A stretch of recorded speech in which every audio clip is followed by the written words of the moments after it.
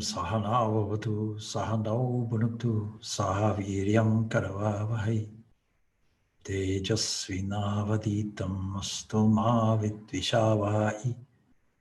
Om Shanti, Shanti, Shanti. May that one protect us both. May that one nourish us both. May our study be vigorous together and fruitful. And may we have this vigor and fruitfulness in our life as a whole. May we not cavil with each other unnecessarily. Peace, peace, peace be unto all.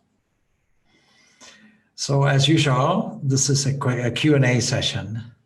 And so I'm going to pause while somebody assembles a question that might be useful. I have.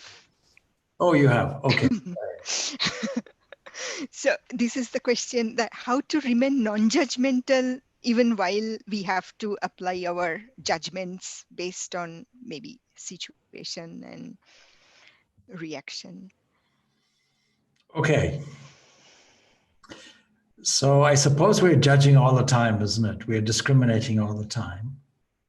We are making decisions, basically. Judgments and decisions, in a sense, can be equated as something similar. That is, we have to weigh up all the various options. Now, if we do that in a systematic way, the negative judgmentalism that just comes up will not be there.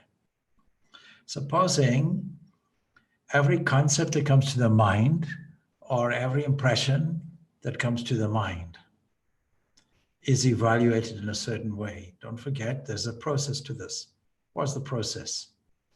We don't know anything on the outside, so-called, until we have made a reactive recognition on the inside. Inside meaning mind. It's like a lake.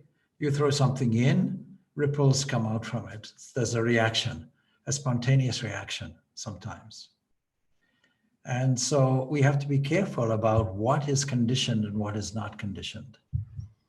This is one of the reasons why we actually do the personality and essence of truth, the Enneagram and essence of truth, is to see if we can assess what's going on in the mind and separate what is there habitually. What is habitually is very often negative and always conditioned, whether it's self-conditioned or unconsciously conditioned. I always think of Pavlov's dog. Pavlov, the Russian scientist, made that experiment. First he rang a bell and gave a dog food. Continued like that. Eventually, of course, the result of that is when a dog looks at the food, then dog starts to salivate, particularly when we withhold the food. And then after a while, no food was offered, simply a bell was rung, and the dog salivates. We have such a system in our own behavior. Yes, of course we do. And therefore, I think we have to be very careful what food we give, intellectual food, conceptual food, we give to our young children. Because word association is very, very significant and important, very powerful. You see something, a corresponding concept comes, a chain reaction occurs, and it comes out as a reaction, if we're not careful. So how do we master this? How do we make sure that we are judging in a mature way, but not being judgmental? See, we make decisions all the time. Even if you're in a commanding position or management position, what is the process of decision making and therefore forming judgments? Just like taking a case to court. There's a judge that sits there, some discerning faculty. We call this in the yoga Vedanta, we call this buddhi, the faculty of discerning. First, we have to assemble facts. What are the facts presented before us? Now, the facts can be interpreted in different ways. So information gathering is the first thing. And don't forget, according to the yoga philosophy, Samkhya yoga philosophy, the mind is a stuff, is like a lake. And what gets put into it erupts into a number of waves. And these waves are of 5 types. So I mentioned this yesterday. I gave an informal talk at somebody's house yesterday, not planned, just responding to a passage that was read. So what is these types of waves? By the way, they correspond to 5 types of brain waves that are there that can be registered through neurological studies. So right knowledge means that we have to take all the facts that are presented and see it in a right way, in a true way, in a correct way. Wrong knowledge is, of course, seeing it otherwise. Mostly all our knowledge is in that category. Then there's verbal delusion. Somebody says something and we make a wrong conditioned association and create a reaction. Then the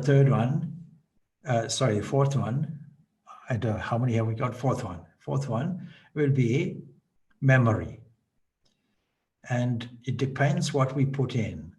All our waking experiences are deposited into an area that we call memory.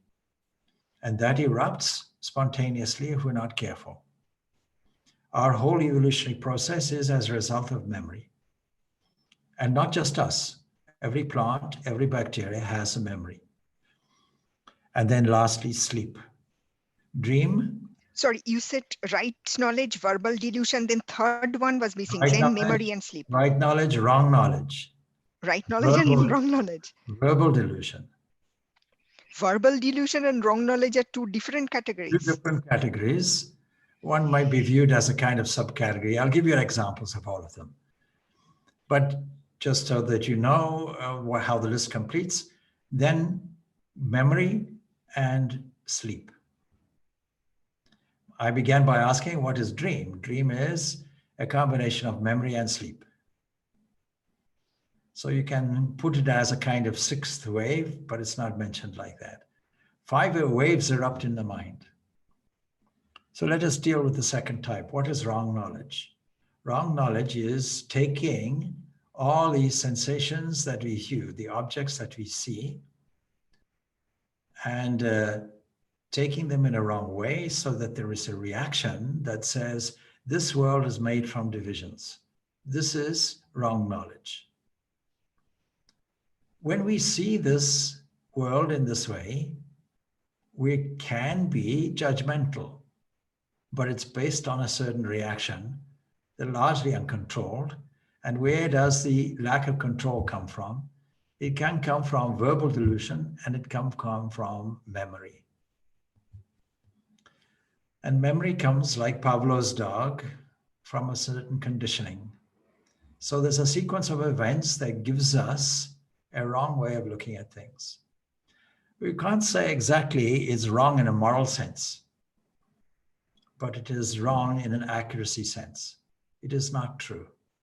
True knowledge, right knowledge, wrong knowledge is knowledge which is not true at its fundamental level. It can be relatively true, of course. So I need to clean up a lot of these things, these descriptions and concepts, so we understand better. So let's take verbal delusion. Supposing I hear some whispering, 2 people making some kind of conversation, and I assume, because of an egoistic component in the mind, oh, it's about me.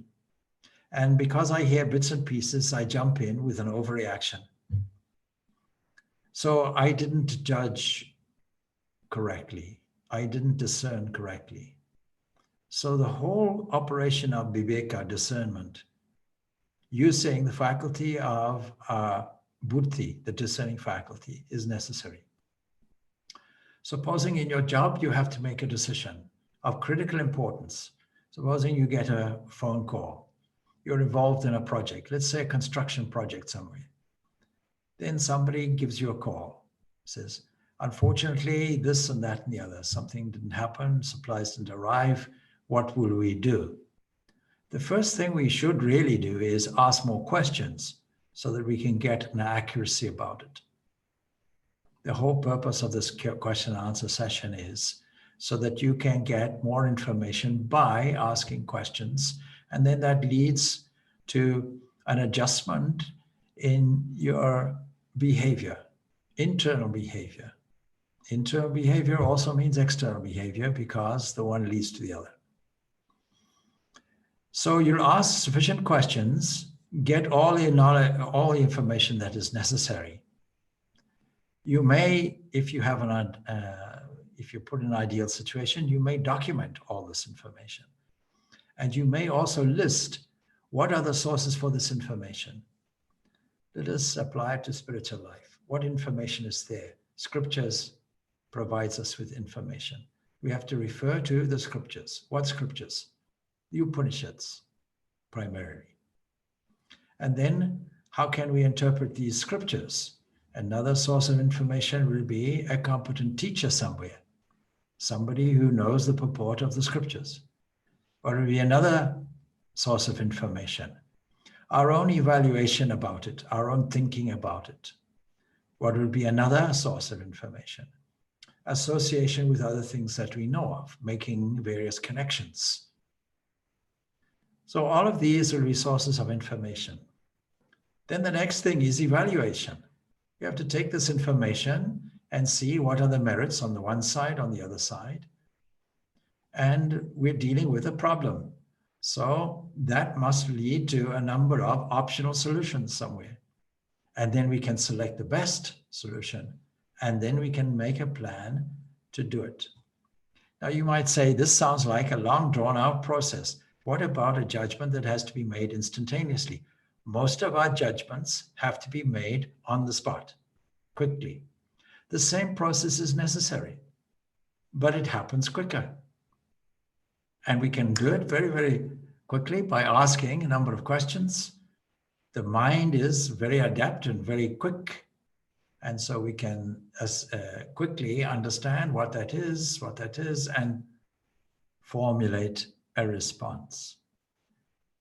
Now, the lack of doing that and the sequence of events that happens can make us spontaneously judgmental.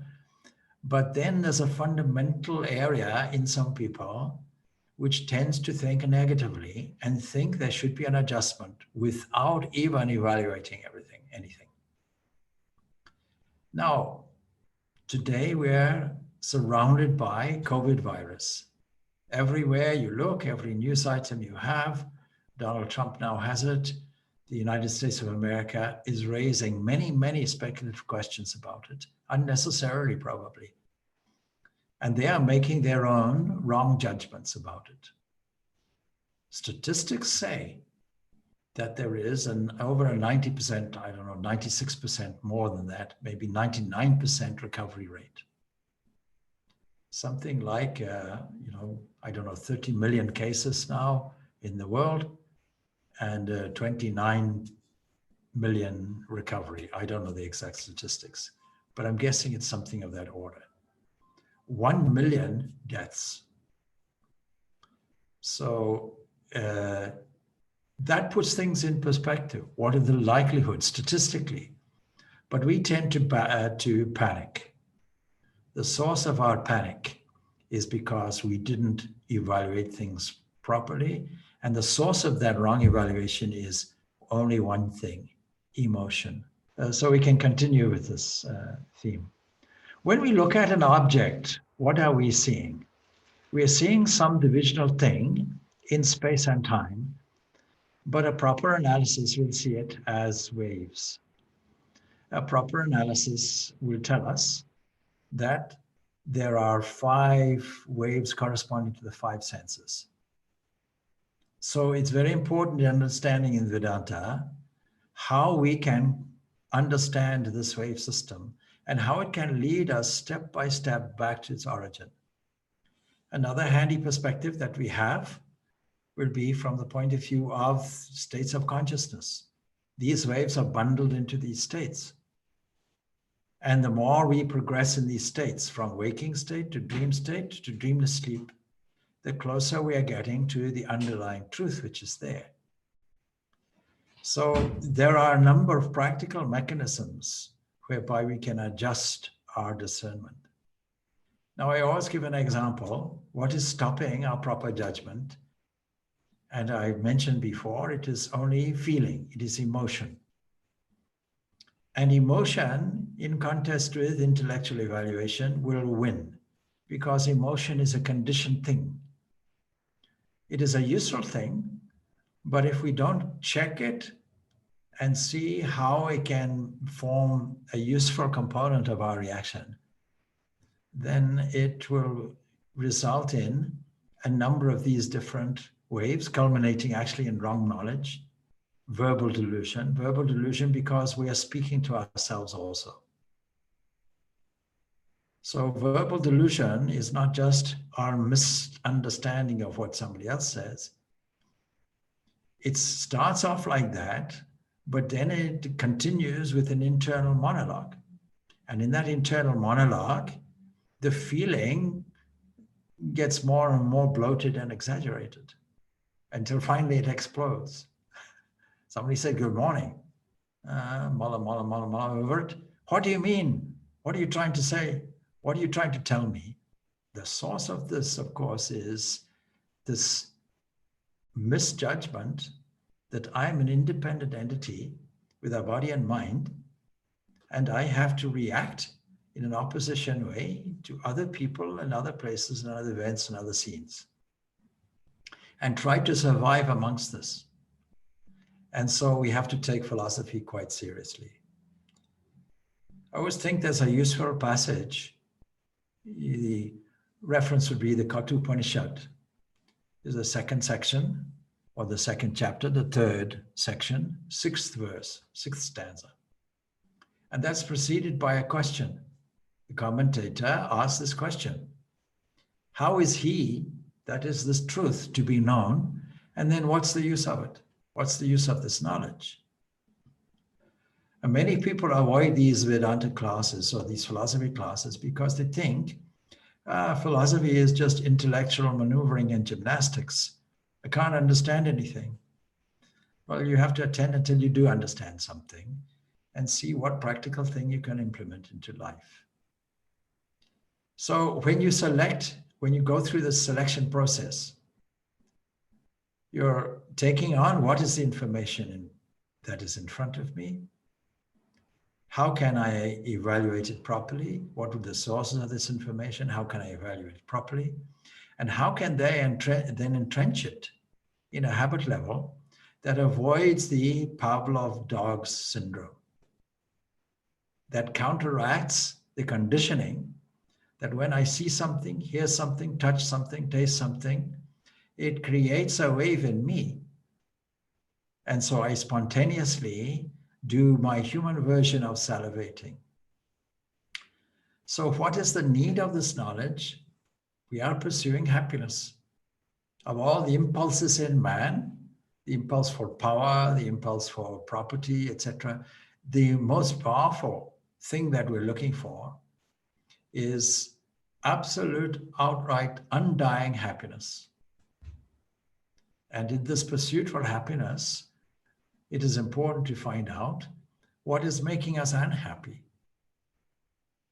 The senses get their information from the outside, from all the objects, misunderstand what these objects are, come through the gateways of the sense organs, and then create some internal reaction.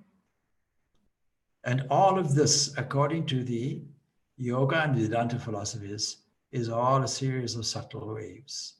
It is not seen like that by us. It's not understood like that by us. But this comes into the category of wrong knowledge. This is a wave system that is actually wrong knowledge, a wrong interpretation. Right knowledge, of course, is the antidote. So we have to train the mind to see things better. If you are judging people, it comes with a false premise. People are not perfect. Yes, that's an obvious premise. So what? The external, which is comprised of body and mind and so on, a huge, intricate complex like that, is not designed to be perfect. This COVID virus and all the information that we have around presents a world that does not seem to be perfect. Yes, it should be no surprise. It's not supposed to be perfect. It's supposed to have various contrasts. Imagine if I paint a picture. I use white paint, the same white paint I use for the ceiling in the new hall. Create a huge canvas, paint everything. Now I'm painting forms, white trees, white clouds, white sky. There's a white person there, there's a white dog, there's a white river, a white bridge. And I present this. I'm so proud. Very meticulously, I painted all these things. And you say, I don't see anything. Yes, I painted them. Only I painted them all in white. Well, what use is that? So therefore, there has to be some contrast in the picture if you're to make any sense of it. But if you only focus on one part of it, you won't make sense of anything. Supposing you select one bit or one small pixel in a presented television picture, it won't make any sense to you. And what's happening, and I have mentioned it probably many times before, is particularly in modern science, they're looking at one small division, one small aspect of a whole picture. It's much better to look at the sum totality. And when you look at the sum totality, you make some sense of it. So in answer to this question, what is he, or how is he to be known, and what is the need of his knowledge, the Upanishad makes a beautiful reply in that stanza. So, and this is essentially the answer to that question. So what does it say? I have the verse in front of me. It says, Indriyanam pradagbhavam udayas tamayo chayat. Knowing the separate nature, knowing the difference of the senses which spring separately from the various subtle elements, and knowing also that their rising and setting are separate. The wise person does not grieve. The wise person does not grieve. All our judgments and assessments are because we are looking for a way out of grieving. It means a way out of unhappiness. Our pursuit is happiness. What is in the way? We are looking at the objects incorrectly. When you look at an object or look at the body is also an object. We make a first analysis, see what is that we see. And 5 perceptions or 5 areas of perception will be there, and to understand what is behind them. And you can progressively then reduce these one by one over time. Smell, we can start off with the sense of smell. Smell alone, you can take that. It's caught by the nostrils. Air is required. And 4 qualities are there inherent in it, according to the Sankhya system, which everybody adopts. All systems adopted. So behind that is taste. And the 4 qualities are in there as well, inherent in there. Taste is seen and the taste buds are there. You can take that quality out, you find the basic quality is there. You take all the qualities out, you find the basic quality is there. Take color out and the basic quality is there. What are the basic quality? Waves. Where do these waves come from? These are divine waves. These are angel messengers sent to us, formed and reformed, combined and recombined. And behind that is cosmic mind.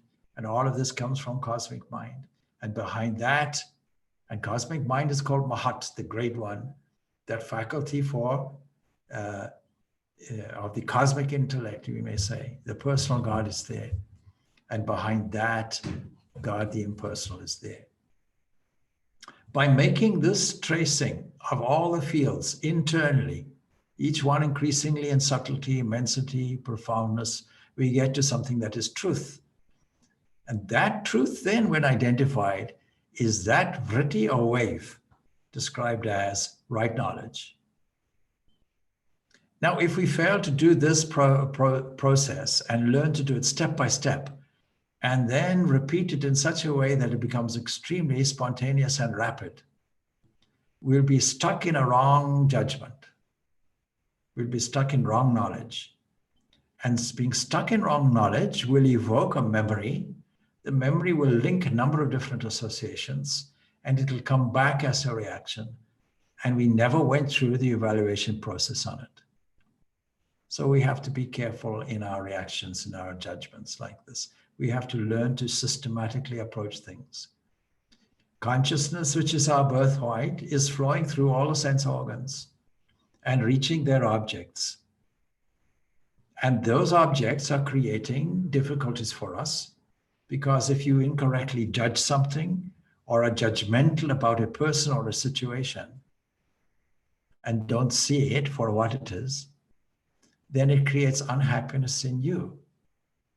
And if it creates unhappiness in you, that is a surefire sign that something wrong in the process happened. Maybe there was no process at all, just a spontaneous feeling, an impulse, a knee-jerk reaction, just moving towards something without proper thought. This requires training, of course, but the whole spiritual life is this training. So we start off maybe with the correct premise. What is that premise? When we reduce everything step by step, we only find one thing is there. We find something is full and free and perfect. We only find God is there. And that is what is behind the repeated formula here in the Katha Upanishad, in the Isha Upanishad, in the Bhagavad Gita. All along we find to see the self or see God in all and all beings in the self.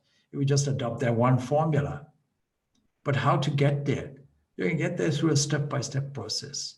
The first thing we see, the human body is made from a combination of waves.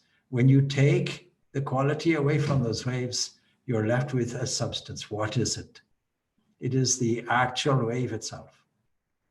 Progressively, we can go back in more subtle ways with less combinations and find, Lord, you are there. And when you find the Lord there, what judgment can you make? Something that is full and free and perfect is there. That process has to be followed and rehearsed in such a way that it is a spontaneous reaction.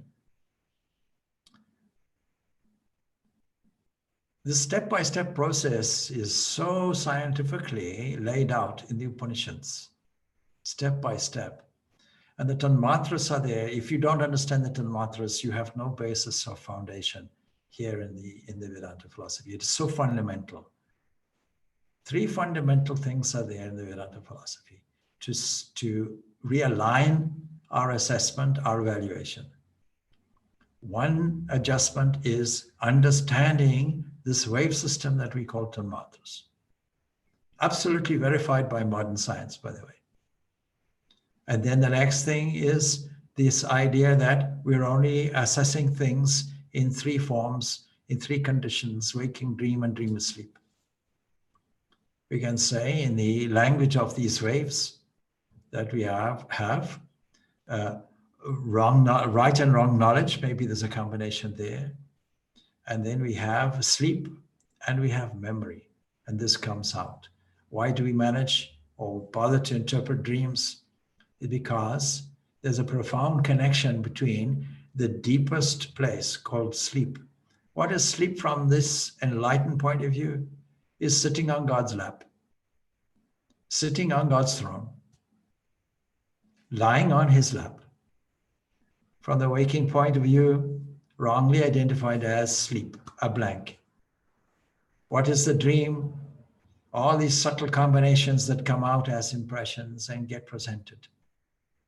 And they hold the connection, the deep connection between God on the one hand, standing alone, what we call sleep, and the waking state, our area of problems and difficulties, and the necessity to adjust. That is why we study dreams.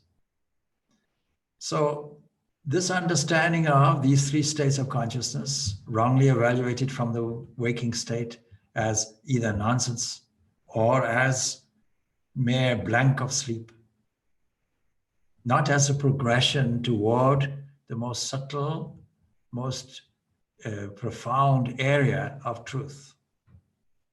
And then the third way is understanding the components of all of this, all of the experience, in three evolutionary ways, with three evolutionary forces that we call gunas.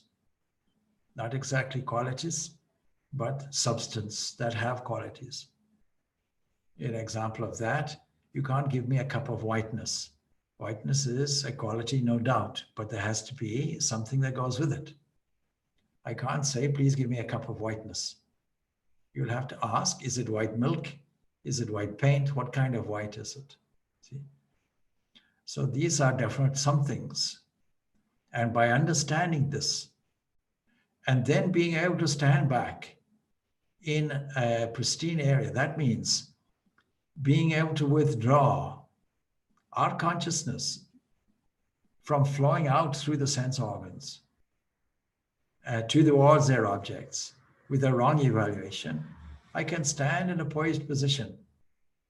Can I not withdraw my attention for a small moment? Every scripture knows that for at least a few seconds, we can withdraw our attention from the outside and keep it poised somewhere. Every child knows it.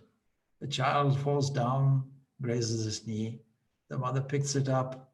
Look at the moon, look at this, look at that, look at the other. The child forgets its pain straight away. We do the same thing when our attention is diverted. Now, when our energy called consciousness is diverted through the windows of the senses, then we get the opportunity to judge and react wrongly to things and situations. So divert our attention. How can we use that? We use the Pavlov principle. We can make associations. In learning meditation, we have learned that there are 18 mood creators.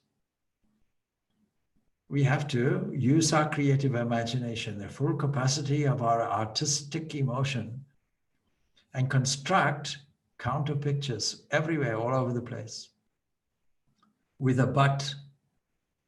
When somebody says, oh, what a terrible place the world is, COVID virus, the economy is going down, people are suffering, there's a wrong political situation in many countries, there are child soldiers in many countries. You can give a whole list of all the things that we feel are wrong in the world. And somebody once suggested in some correspondence to me, why don't we find another planet and make a new start? My reply was, you messed this one up, you want to mess another one up also? Why don't you deal with what is here? And in dealing with what is here, we have to get the information correct. The information at the very fundamental level is contained in the scriptures. At the fundamental level. At the superficial level, we make a wrong judgment. And then that comes into the second category of wave systems, the wrong knowledge. Right knowledge is there, wrong knowledge is there. Make an adjustment. And we can use all the other waves to do it. We can insert into our memory the right impressions that we have and make an adjustment at the habit level. The habit level will spontaneously create a reaction for us.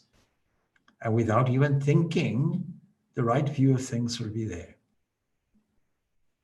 So the dissimilarity of the senses, where does this arise?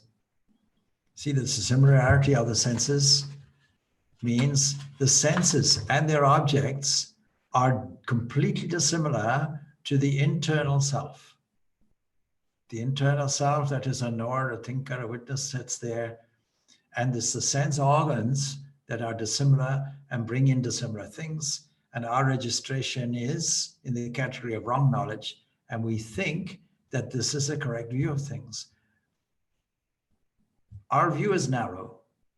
Our view is designed to be narrow, but design is not a permanent thing, a permanent feature, because our nature is transcendent. And we can then use the instrumentality of the design thing in front and see it in a different way, and then make a kind of flow which creates the right picture, the perfection which is there. We can use that everywhere. Our view will transform the world. We have the capacity, unique to us, of taking discord and transforming it into harmony. Today's thought was about this. Only we have it. Otherwise, nature has to put up with itself. A crocodile, when it bites, doesn't evaluate, did I make a right judgment on this? It just does it. But I think we are much better than that.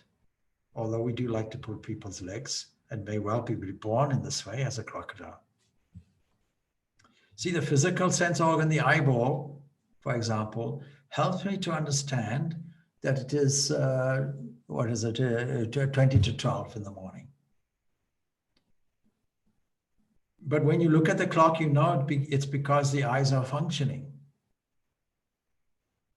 I have a clock here on the wall here, and I monitor the time. You'll see me glance up at that, and I'm looking at it. See? But when you dream, the physical eye is closed. As some inner eye opens and observes the things which we see, and we hardly notice the difference. Because we see the clock, we are using the internal eye, coordinated with the external eye. That coordination gives us the vision. There's a clock on the wall. The internal thing is always looking. The internal eye's perception always remains. That looks with the help of the external eye in the direction of the clock. That scene being kept. If this physical eye is dropped, then the internal eye is operating. So when you dream, you hardly notice. You hardly notice the difference. This is called the rising and setting of the senses, contained in this passage. The physical object always glides away like water from a duck's back. When dream comes on and dreamless sleep comes on, all that goes away.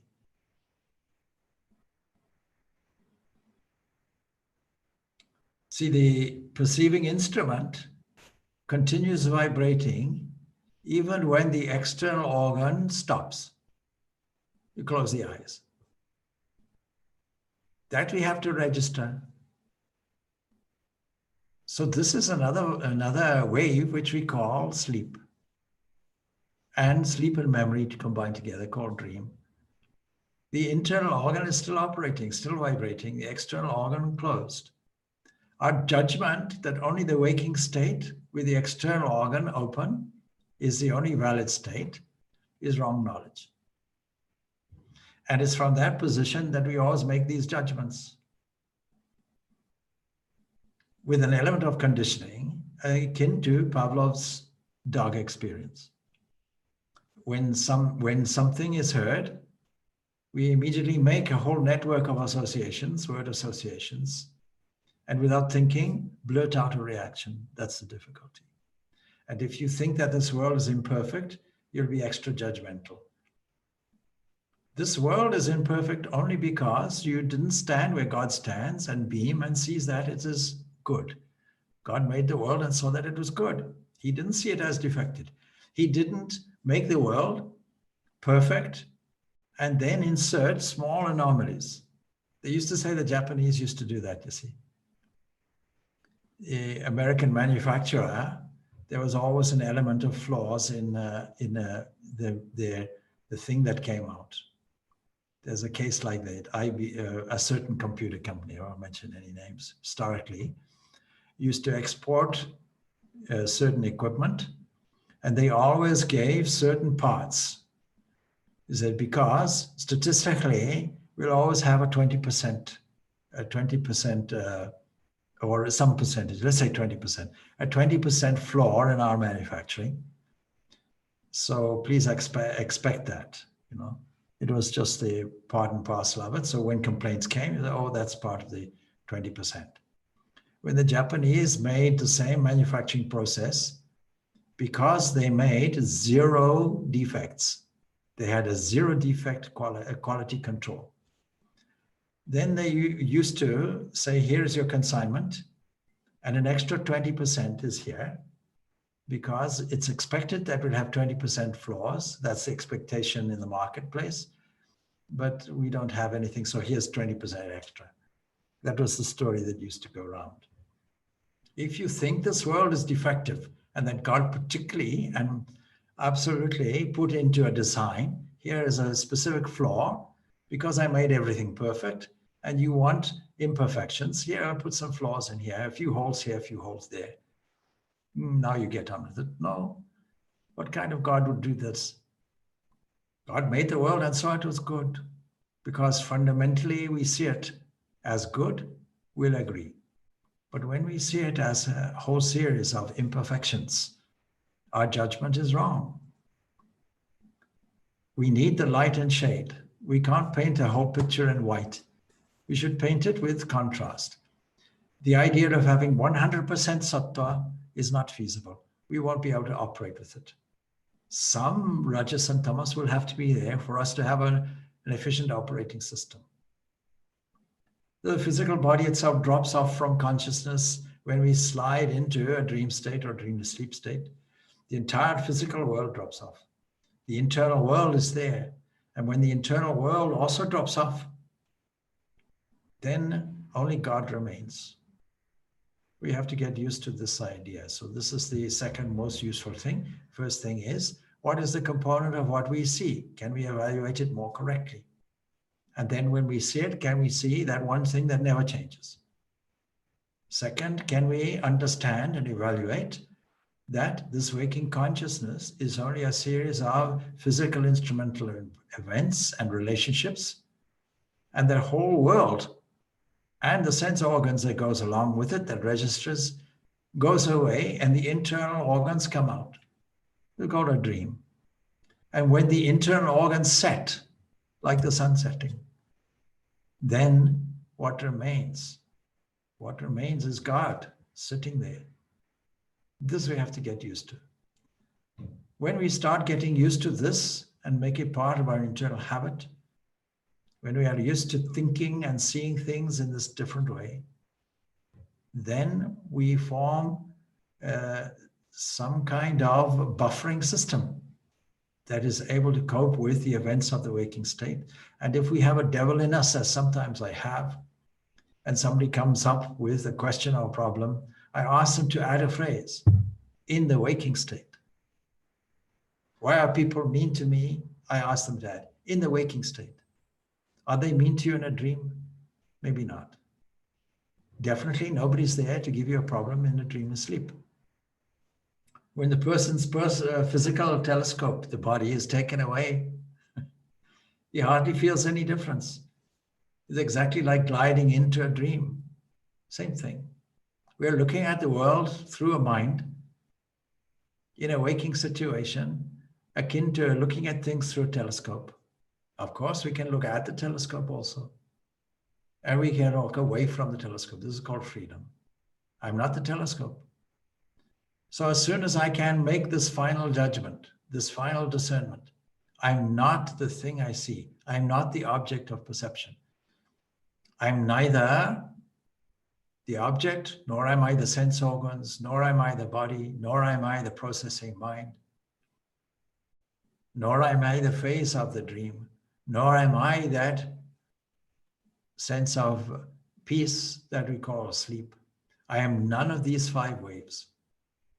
And because I'm none of these five waves, I can see them oscillating and bubbling in the surface. And when I get caught up on them, I make spontaneously wrong movements based on a wrong assumption that this world of fragments is the only reality I have. No, it's not. We deal with things in a different way. We learn to shift things in a different way. So the daily dream is actually a foretaste of what will happen after this physical body goes off. Or the heavens and so on and so forth is nothing more than something like a dream state. And described as going through lightning, going through this, going through that, going through to the world of the moon and the world of the sun, and all of these things are described.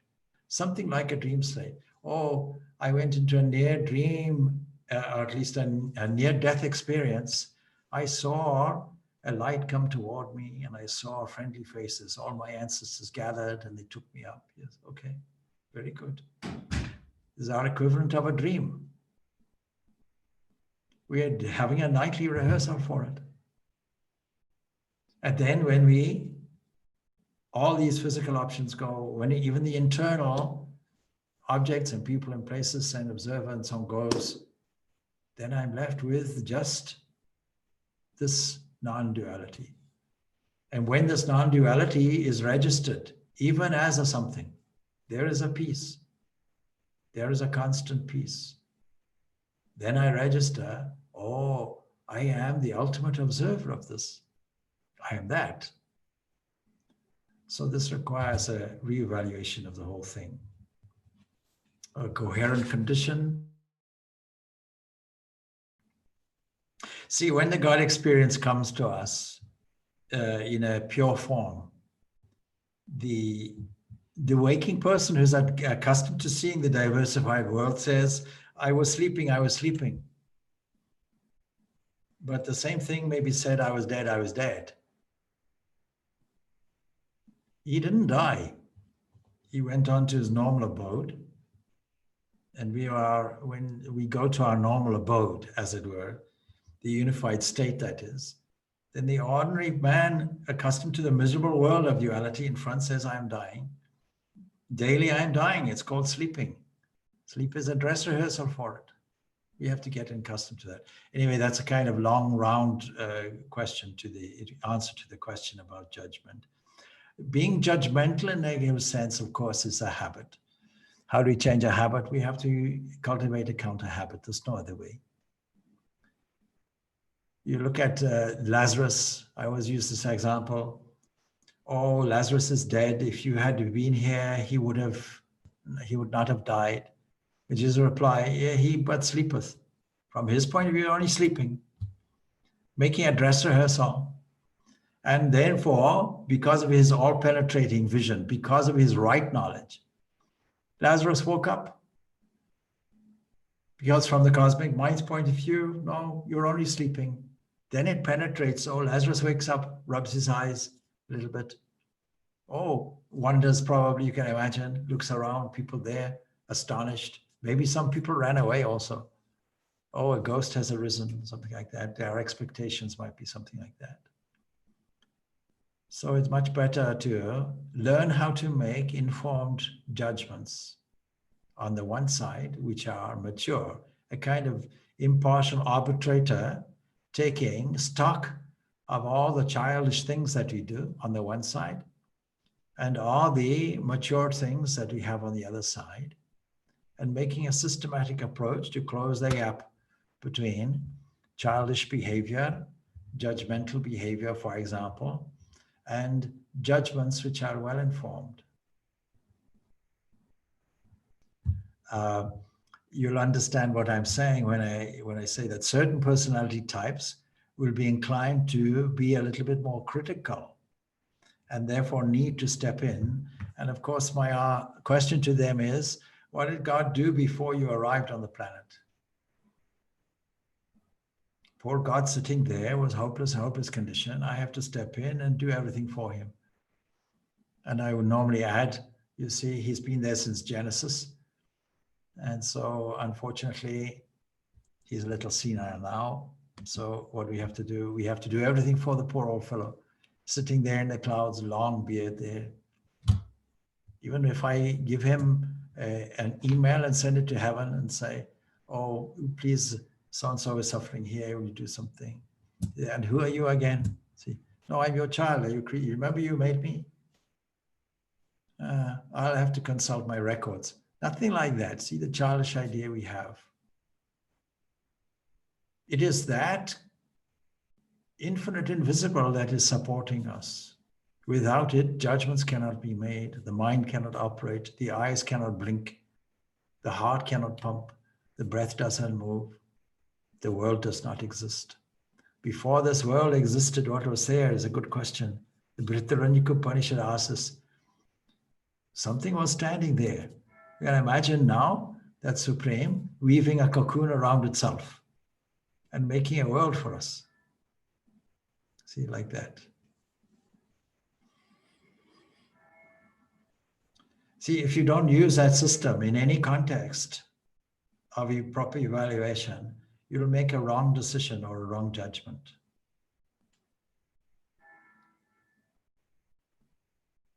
So some people may be hard of hearing and they will make a wrong judgment because they had a false information.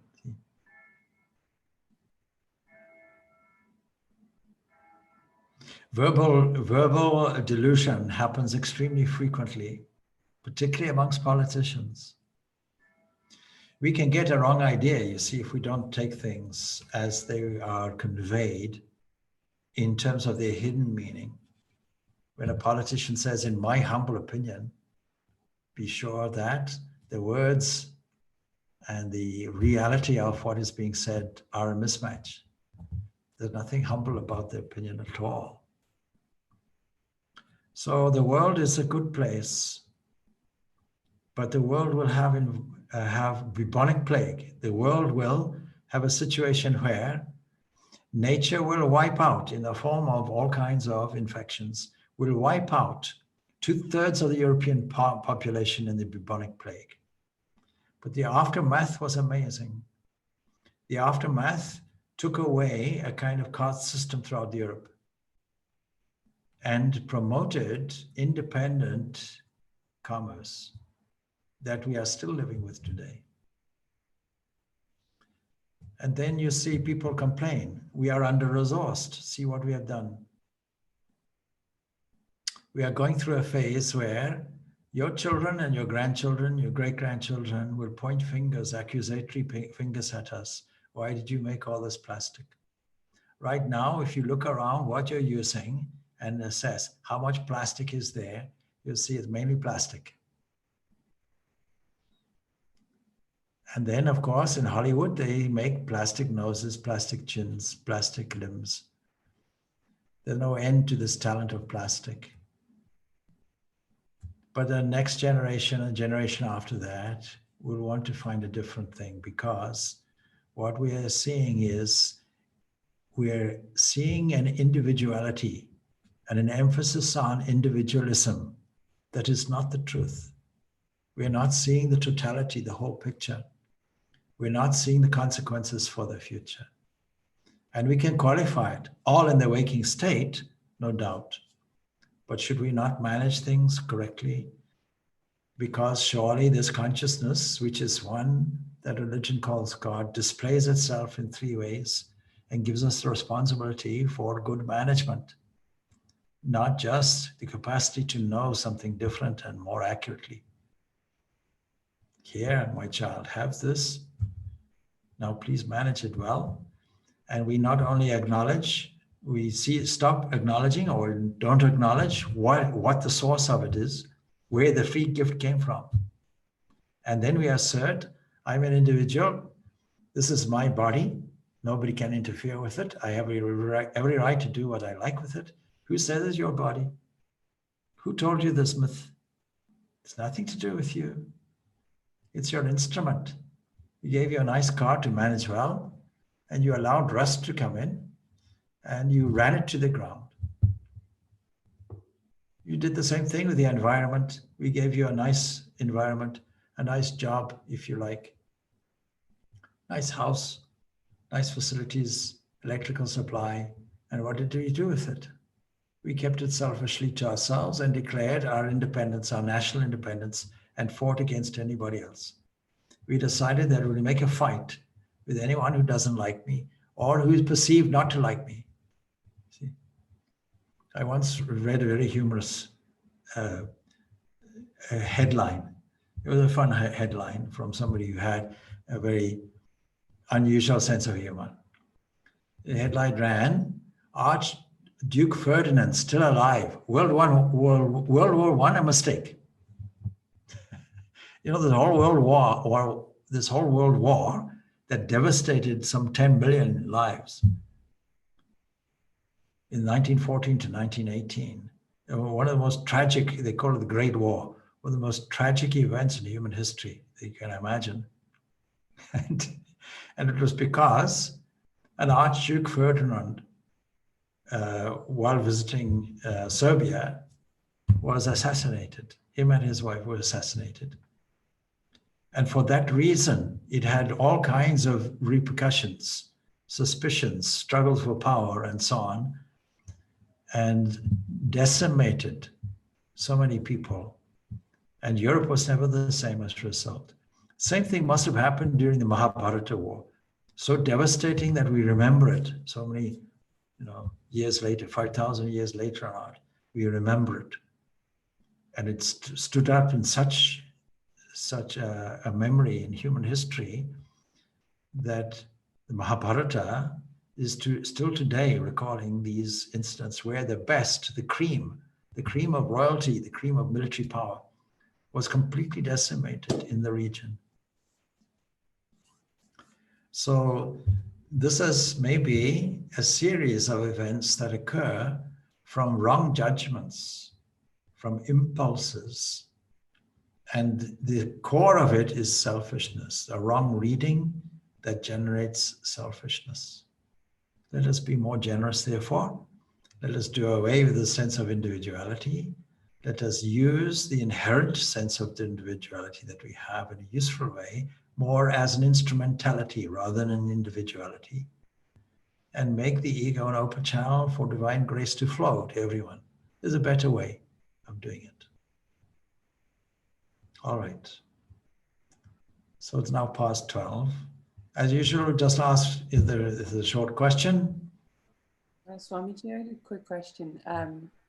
Intuition. You spoke about, the impulse, and then, it sounds like being rational, but then where does that leave sometimes that maybe it feels impulsive, but could it be intuition? Could it be divine? What we call intuition, of course, I'm all in favor of intuition and we should all be in it. But what we call intuition or instinct or any other manner of things that you like to call it can be into one of two categories. And we can use the yogic categorization that Swami Vivekananda puts out in his Raja Yoga of the subconscious mind, conscious mind, and superconscious mind. Subconscious mind is really a number of conscious habitual behaviors that have now been second nature to us, has settled in the habit level and come out instinctively. This we can change. Of course, part and parcel of that is on different levels of consciousness. The physical consciousness says that if a fly lands here, I go like this instinctively. There's that aspect to it. The cow has the facility to instinctively operate its left and right ear independently. So consciously, we can do the same. I don't know what use it is, but theoretically, we can do the same. So all of that subconscious area comes from the conscious mind. Even at the bacterial level, it's all learned behavior. All our behavior is learned behavior. That's the one thing. That's the kind of gut impulse that occurs if you want to categorize it in this way. And it can be useful to us, or as a behavior element, it can be damaging to us. Then there is the area of superconscious. Superconscious is divine inspiration. And divine inspiration, we won't question where does it come from, because we'll know where it comes from. It comes with a companion of knowledge. We know what that is. It came to me and I won't question it. Now, of course, if you question it, then you may be neutralizing it with a doubt. And all you're doing is you're operating between these three areas. Drawing something from the superconscious area, as it were, and doubting it in the conscious area. And then the unconscious area becomes a doubting area. There's a sequence of events.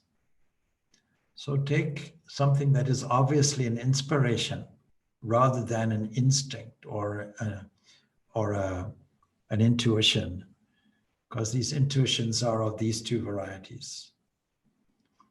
And sometimes the first impulse that you come from as a result of an opening position is the correct course of action that should not be doubted.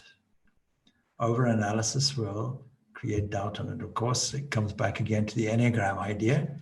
So that if you have, I don't know if there's anybody who has not been on the Enneagram, so maybe I shouldn't be so cautious in my descriptions. I'm just looking at the whole list of people here. Oh, it looks like you've all been through the system, actually, other than Padma. So that's okay. So I might talk in more comprehensive languages. So you see the 6s, the 5s, those doubting numbers, those doubting areas will introduce an overanalysis and neutralize the original message that came through. Come, this is a course of action worthwhile. So that's one area. And so we have to rely on those more in touch with that, those who have a more natural intuition, such as say the 4s, will have a natural intuition about it. And then those 4s will be able to advise, no, this is my feeling about it. Of course, there's a way, that is to test it out. Given the course of action, given 2 courses of optional actions, let's call it green light, red light. If you go along the red light course, it won't work actually. You'll bang your head somewhere and you'll have to come back and go along the original indicated course. The secret of success is to have the observational capacity to notice all the green lights presented. And then from that assembly, you then go along that line with full faith, with full faith about it. If you look and see what were the green lights, so it begins with having a full faith that nature that supplied all the obstacles will supply all the ways around it. Easily and naturally it'll happen. And that faith in your capacity to get around these obstacles, you have the equipment to do it. So that kind of optimism. Secondly, the patience to observe the timing of it, these green lights. And then you can add this, of course, hard work is also necessary, and add to that a 4th component, that is to say, it is all the divine. And these opportunities are there to bring us closer to that understanding. All right. We finish off like that. Om Shanti, Shanti, Shanti. Peace, peace, peace beyond all.